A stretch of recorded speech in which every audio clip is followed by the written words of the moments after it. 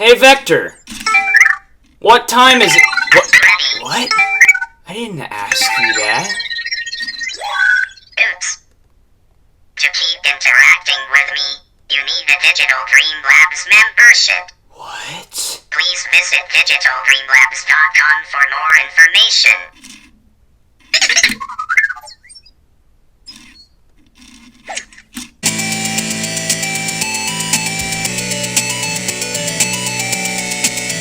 Hey guys, welcome back. So today we're going to be discussing something that is kind of special, but also kind of sad as well.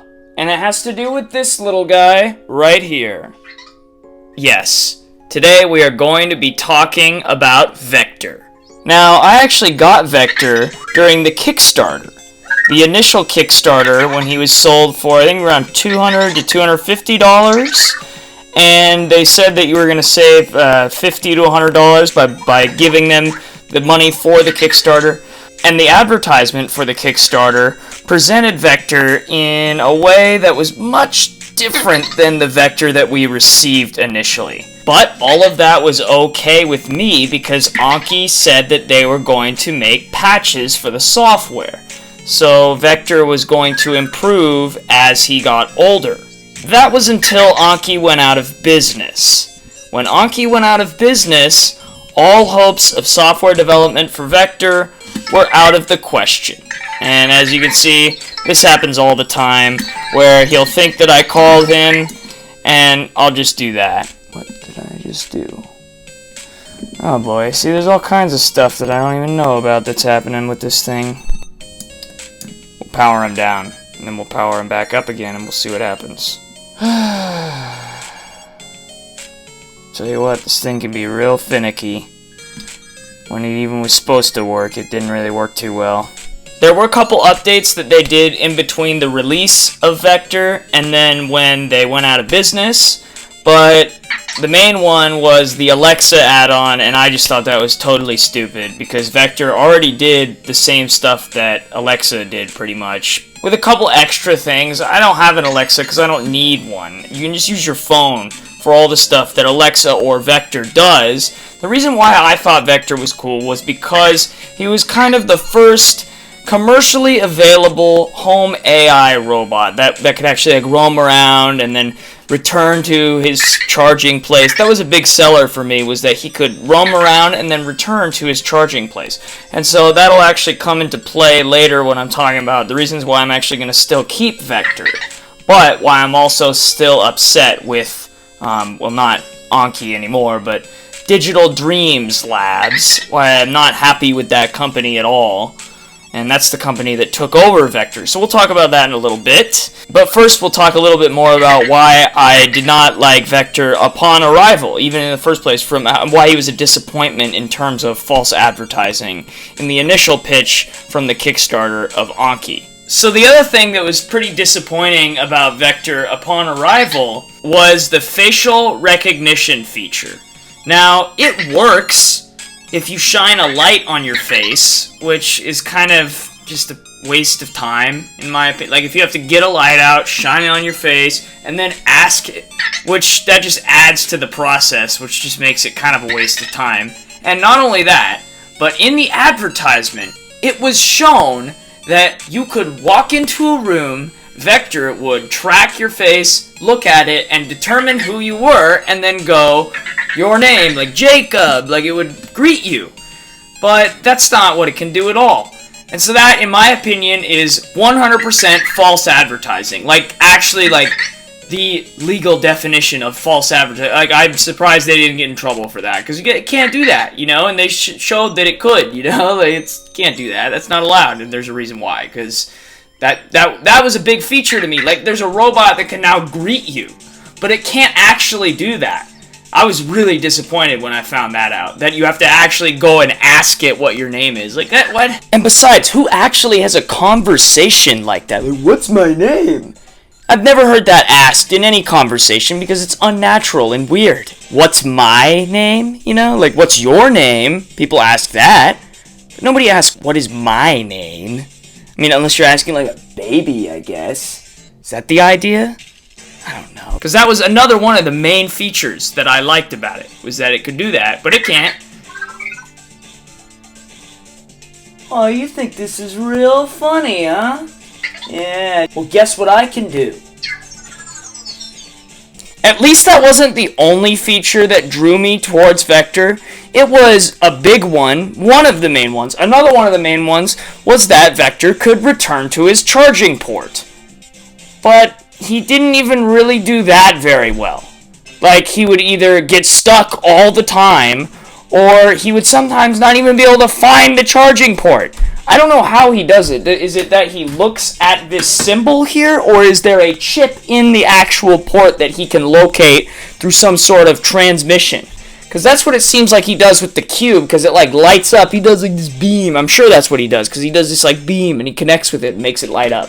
So I would assume that that's the same way that it works with the charging port. Which, to be honest, is kind of cool. But I would rather it be him looking at a symbol and determining what that... Because they could do that too. It would work the same way as, like, you know, an RFID code, where it looks at blocks that are black and blocks that are white, and it determines whether a circuit is off or on with that information. You could do that with these symbols. That's why I figured these symbols on the cube were here. I figured he could look at the symbol and determine something out of that. You know, I was like, why did they put these symbols all over the cube? He probably can see it and determine something. I don't know what. You could maybe even play a game with him. You would just translate something between these symbols. But nope, that was never something.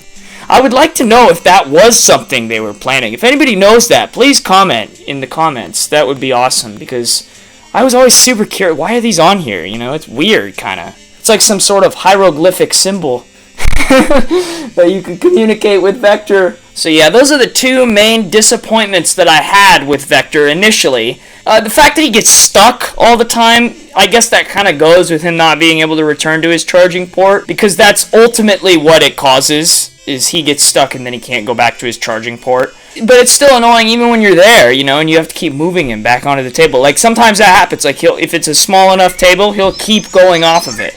Oh, another little minor gripe that I've had was that the only game he was ever able to play was Blackjack, okay? And I figured they would eventually add some more games, but they never did. That was the only game you were ever able to play with Vector. Like, I thought they were going to have a game with this, you know, where you do something with this. But, no, and they didn't have any more interactive games with his screen. And I understand they have a small amount of space to work with on the screen, but I mean, Blackjack, come on, I programmed that in like 3 different languages. It's like one of the easiest games to program. It's just kind of lazy. Like, why not have some other games in there if you're going to make them so basic, you know? And so, there were a few things that I was very disappointed with when I initially got Vector.